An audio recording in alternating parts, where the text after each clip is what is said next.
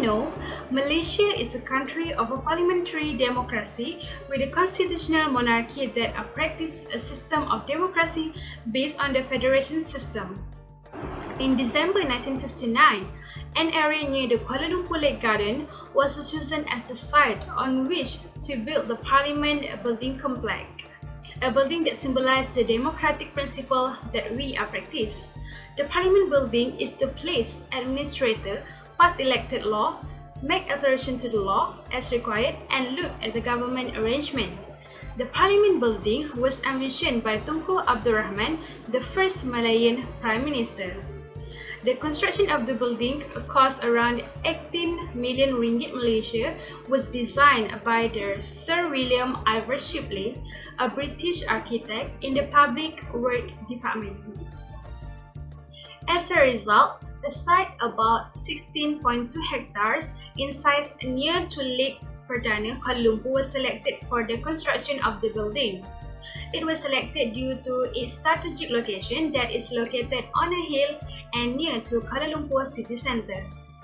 The placement of the building foundation stone was done by the Tuanku Syed Putra Ibni Almarhum Syed Hassan Jamail III Yang di-Pertuan Agong on 31st August 1962, which marked the beginning of the construction of the building. On 21st November 1963, the HANIS was again given the honor to officiate the opening of the building. The overall construction duration took about almost a year to complete. The complex consists of two main structures. First is the main building, which consists of the 3-story, where the Dewan Rakyat meets, and the second is the tower, which consists of 17-story, which houses the Dewan Negara.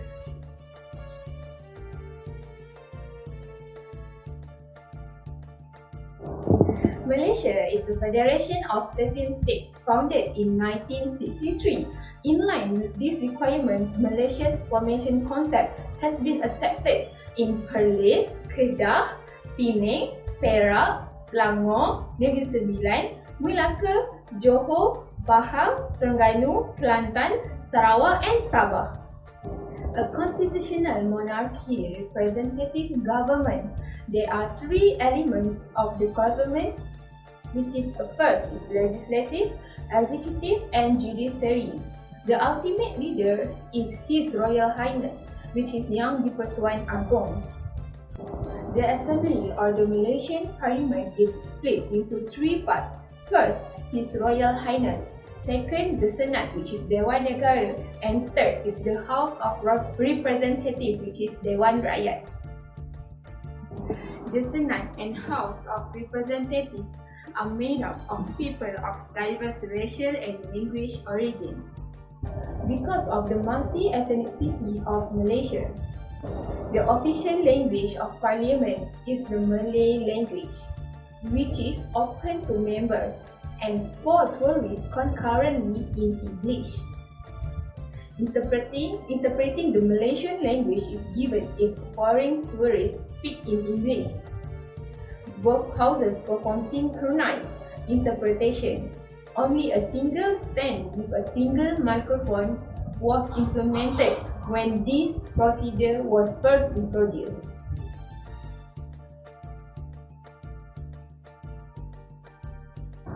Let's look at the purpose of why the buildings are built. First, it is used for the administrator to pass any elected law. Since 1963, the building is used to assemble and passing any law. Second, the building is used to alter any laws that have been enacted. This is where the administrator will share their opinion and have discussion. Third, is to support the government consumption and new expenses. Assembly will return to discuss any government new activities.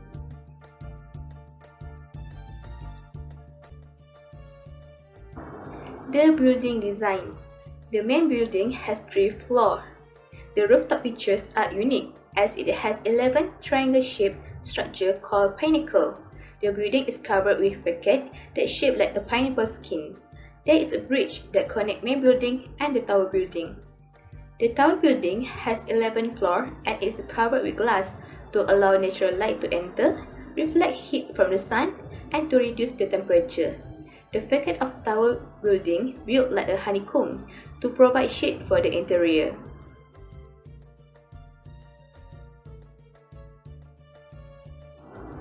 Next is the building material. The materials can be divided into two, which are for the exterior and for the interior. For the exterior, prefabricated terrazzo is used for floor and wall. Reinforced concrete is used mostly for tower building because of its strength to hold high-rise building. The building is covered with 300 tons of light-diffusing tempered glass, which will control the incoming natural light. For the interior, marble is used for the floor to give elegant feels and timeless appeal. Timber is used mostly for the hand railing, decoration, and walls. Its tiles complement with the marble floor to create a natural feeling inside the building. The ceiling is made of plastered concrete to give some texture, and recessed lighting was installed with it.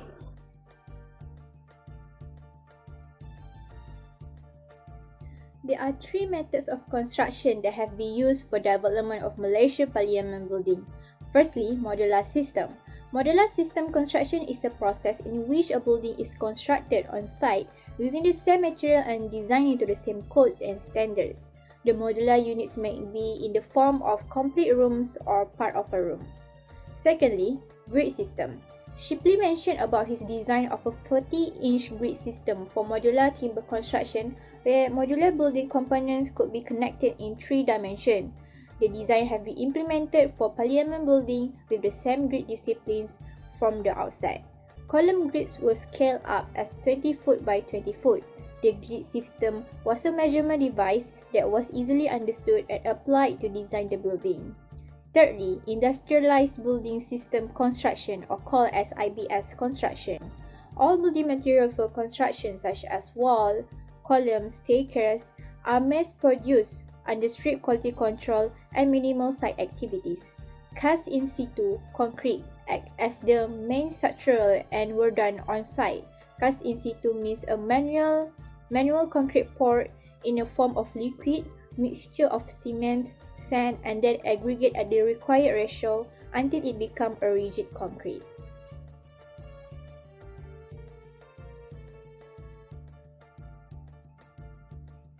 There are 6 phases throughout the modifications and upgrades. Phase 1A began in 2011 with the renovation of a multi-purpose hall to become house block for the temporary allocation of the House of Representatives and the Senate. The total cost for renovation is 31 million ringgit. Repairing work for facade panel and pinnacle rooftop of Parliament building was carried out under Phase 2A. The works involved in that area are repairing of the concrete structure and waterproofing system. The project's total cost was 15.5 million ringgit. Next is Phase 2B, which involved repairing the Parliament Square, main building and its surrounding areas. This project is implemented internally at a cost of almost 191 million ringgit. Phase 3A of this project implemented to ensure that the Malaysian Parliament's complex infrastructure is up to date in terms of technical, building security and electrical system. This project has been implemented on a conventional 6.71 acre site with a cost of almost 22.6 million ringgit. Phase 3B project purpose is to develop a new block called Block Ahli Parlimen dan Pentadbiran in providing all the facilities such as gymnasium, library, meeting room, and etc. The cost of this project is almost 200 million ringgit and the building will start operating on this March 2021 if there is no obstacles. Phase 2C project is the last phase for the modification and upgrading project. This project involved the scope of work repairing the tower block, construction of visitor hall, multi-story car park, roof walkways for pedestrians as well as public galleries. The estimation time to complete this project is on 2025.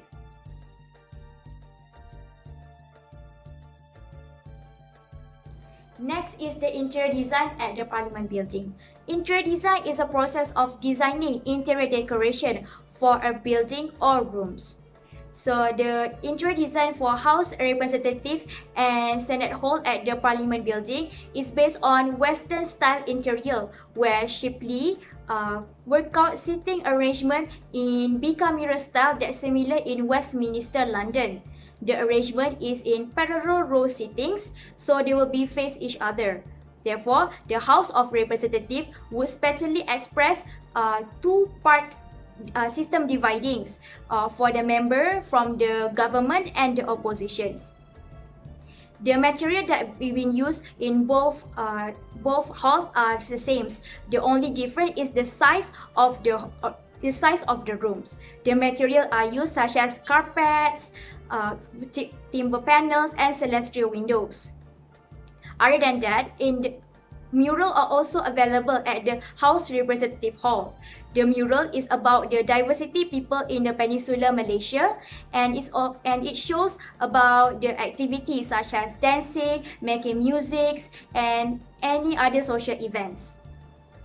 Next, the interior design at the main lobby at the Parliament building cheaply accentuate the important elements and endure richness of the material used. So the designs at the main lobby is based on modernistic design.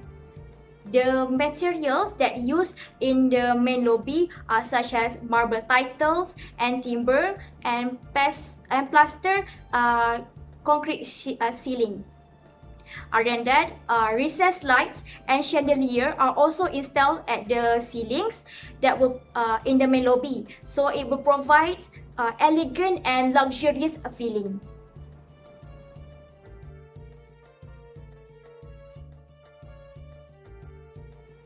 Next, we move on to historical event that happened in Parliament building. Firstly is the first Parliament meeting that held in the building once it finished on 16 September 1963. Other than that, on 31 August 1962, His Majesty the Third King Tuanku Sheikh Putra Al-Haj Ibni Almarhum Sheikh Hassan Jamalullah has laid foundation stone for the building. This is where the time capsule is being placed that contain handset copy of the first meetings of House Representative in 1958, newspaper, some Malaysian currency, tin ore, rubber and paddy as a symbol. On September 1963, this is where the first national function is held at the building, as the building can be used for functions and it can accommodate people around 500 at one time. Lastly, the building is also being used for a venue for the final tribute for the second Prime Minister Tun Abdul Razak before his burial. The Malaysia Parliament building is a physical representation of the democracy Malaysia. Deceptively simple and modest, it encompasses all ethnicity and spirit of Malaysia that is portrayed by the facade of the building. The layout and style reflects a clear sense of purpose and originality, giving the Parliament building a unique identity unparalleled anywhere.